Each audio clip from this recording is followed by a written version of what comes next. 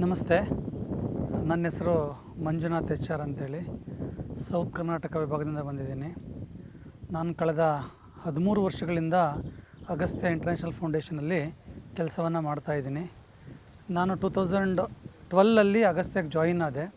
ಅಗಸ್ತ್ಯಕ್ಕೆ join ಆಗಬೇಕಾದ್ರೆ ನನಗೆ Agastya work nature's ಏನು ಅಂತ ಗೊತ್ತಿರಲಿಲ್ಲ. ನನಗೆ ಜಾಬ್ ನೀಡಿತ್ತು. ಆ ಟೈಮಲ್ಲಿ ನಾನು ಜಾಯಿನ್ ಆದೆ. ಜಾಯಿನ್ ಆದಮೇಲೆ ಒಂದು 4-5 ದಿನ ಆದಮೇಲೆ ನಾನು ಕ್ಲಾಸಸ್ಸಿಗೆ ಪಾಠ ಮಾಡಲಿಕ್ಕೆ ಹೋಗಿದ್ದು. ಪಾಠ ಮಾಡಲಿಕ್ಕೆ ಹೋದಾಗ ಒಂದು ಎಕ್ಸ್ಪೀರಿಯೆನ್ಸ್ ಆಗಿದ್ದೇನಪ್ಪ ಅಂತಂದರೆ, ರೆಗ್ಯುಲರ್ ಟೀಚಿಂಗಿಗೂ ಮತ್ತು ಹ್ಯಾಂಡ್ಸ್ ಆ್ಯಂಡ್ ಟೀಚಿಂಗಿಗೂ ಡಿಫ್ರೆನ್ಸ್ ಏನಂತ ಅರ್ಥ ಆಯಿತು. ಅದರಲ್ಲೂ ಈ ವ್ಯವಸ್ಥೆಯನ್ನು ಅಗಸ್ತ್ಯ ಸಂಸ್ಥೆಯವರು ಗೌರ್ಮೆಂಟು ಸರ್ಕಾರಿ ಶಾಲೆಯ ಮಕ್ಕಳಿಗೆ ಕೊಡ್ತಿರ್ತಕ್ಕಂಥದ್ದು ತುಂಬ ಖುಷಿ ಅನ್ನಿಸ್ತು ಆ ಟೈಮಲ್ಲಿ. ಕಾರಣ ಏನು ಅಂತಂದರೆ, ನಾವು ಓದಬೇಕಾದ್ರೆ ಬರೀ ನಮಗೆ ಥಿಯರಿ ಇತ್ತು. ಮೇಷ್ಟ್ರು ಪಾಠ ಮಾಡೋರು ನಾವು ಕೇಳಿಸ್ಕೊಳ್ತಾ ಇದ್ವಿ, ಕೇಳಿಸ್ಕೊಂಡು ನೋಟ್ಸ್ ಮಾಡ್ತಿದ್ವಿ, ಮುಗೀತಷ್ಟೇ. ಆದರೆ ಅಗಸ್ತ್ಯ ಸಂಸ್ಥೆಯಿಂದ ಕೊಡ್ತಕ್ಕಂಥ ಟೀಚಿಂಗ್ ಏನಿತ್ತಲ್ಲ, ಅದು ಹ್ಯಾಂಡ್ಸ್ ಆನ್ ಎಕ್ಸ್ಪೀರಿಯೆನ್ಸ್ ಏನು ಕೊಡ್ತಿದ್ರಲ್ಲ, ಅದು ತುಂಬ ಮಕ್ಕಳ ಮೇಲೆ ಪರಿಣಾಮವನ್ನು ಬೀರ್ತಾ ಇದೆ. ಕಲಿಕೆ ಉತ್ತಮ ಗುಣಮಟ್ಟವನ್ನು ಪಡ್ಕೊಳ್ಳಿಕ್ಕೆ ಆ ಹ್ಯಾಂಡ್ಸ್ ಆನ್ ಎಕ್ಸ್ಪೀರಿಯೆನ್ಸು ತುಂಬ ಪ್ರಮುಖವಾಗಿದೆ. ಏನಕ್ಕೆ ಅಂತಂದರೆ, ಮಕ್ಕಳಿಗೆ ಯಾವುದೋ ಒಂದು ಐಟಮ್ ಮೆಟೀರಿಯಲ್ಸ್ಗಳ್ನ ಕೊಟ್ಟು ಅವ್ರು ನೋಡಿರಲ್ಲ. ಅವರಿಗೆ ಮೆಟೀರಿಯಲ್ಸ್ಗಳ್ನ ಕೊಟ್ಟು ನೀವು ಫೀಲ್ ಮಾಡಿ ಇದನ್ನೆಲ್ಲ ನೋಡಿದರೆ ಇದನ್ನು ಒಂದು ಎಕ್ಸ್ಪೆರಿಮೆಂಟ್ ಮಾಡಿ ಅಂತೇಳಿ ಅವ್ರನ್ನ ಸ್ವತಂತ್ರವೇ ಕೈ ಬಿಟ್ಟಾಗ, ಮಕ್ಕಳು ಆ ಎಕ್ಸ್ಪೆರಿಮೆಂಟನ್ನು ಮಾಡಿ ಆ ರಿಸಲ್ಟ್ಸ್ ಬಂದಾಗ ಅಥವಾ ಆ ಒಂದು ಹೊಸತನವನ್ನು ಮಕ್ಕಳು ನೋಡಿದಾಗ ಆ ಮಕ್ಕಳಲ್ಲಿ ಉಂಟಾಗ್ತಕ್ಕಂಥ ಅಥವಾ ಫೇಸಲ್ಲಿ ಬರ್ತಕ್ಕಂಥ ಖುಷಿ ಇದೆಯಲ್ಲ, ಆ ಖುಷಿನ ನಾವು ಏನು ಕೊಟ್ಟರು ತೊಗೊಳಕ್ಕಾಗಲ್ಲ.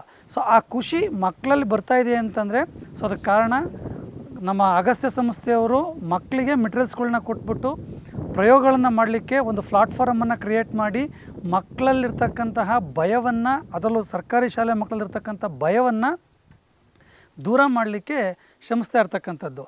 ಆ ಎಕ್ಸ್ಪೆರಿಮೆಂಟ್ ಮಾಡಿದಾಗ ಮಕ್ಕಳಲ್ಲಿ ಬದಲಾವಣೆ ಆಗ್ತಿದೆಯಲ್ಲ, ಆ ಬದಲಾವಣೆ ನೋಡಿನೇ ನಾನು ಸುಮಾರು 13 ವರ್ಷ ಅಗಸ್ತ್ಯದಲ್ಲಿ ಕೆಲಸವನ್ನು ಕಂಟಿನ್ಯೂ ಮಾಡ್ತಾಯಿದ್ದೀನಿ. ಬೇರೆ ಎಲ್ಲೂ ಕೂಡ ಕೆಲಸವನ್ನು ನೋಡ್ಲಿಕ್ಕೆ ಹೋಗಿಲ್ಲ.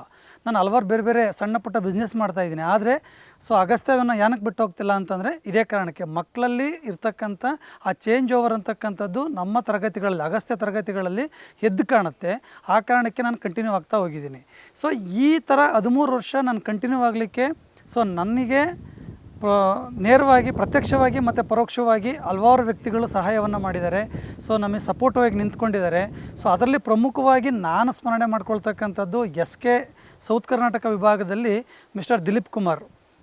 ಇವರು ಮ್ಯಾಕ್ಸಿಮಮ್ ನಾವು ಏನು ಕೆಲಸ ನಾವು ಕಲ್ತಿದ್ದೀವಿ, ಇಷ್ಟು ವರ್ಷ ಏನು ಅಗಸ್ತ್ಯ ಜರ್ನಿಯನ್ನು ಮಾಡ್ಕೊಂಡು ಬಂದಿದ್ದೀವಿ, ಈ ಜರ್ನಿನಲ್ಲಿ ಅಥವಾ ನಮ್ಮ ಈ ಅಗಸ್ತ್ಯ ಜರ್ನಿನಲ್ಲಿ ಈ ದಿಲೀಪ್ ಕುಮಾರ್ ಇವರು ಒಂದು ಪ್ರಮುಖವಾದ ಭಾಗವಾಗಿ ನಿಂತ್ಕೊಳ್ತಾರೆ.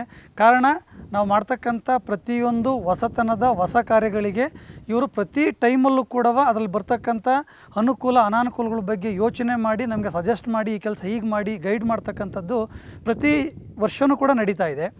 ಹಾಗಾಗಿ ಪ್ರತಿ ವರ್ಷವೂ ಒಂದಲ್ಲ ಒಂದು ಹೊಸ ಕಾರ್ಯಕ್ರಮಗಳನ್ನ ನಾವು ನಮ್ಮ ವಲಯದಲ್ಲಿ ತರ್ತಾನೇ ಇದ್ದೀವಿ.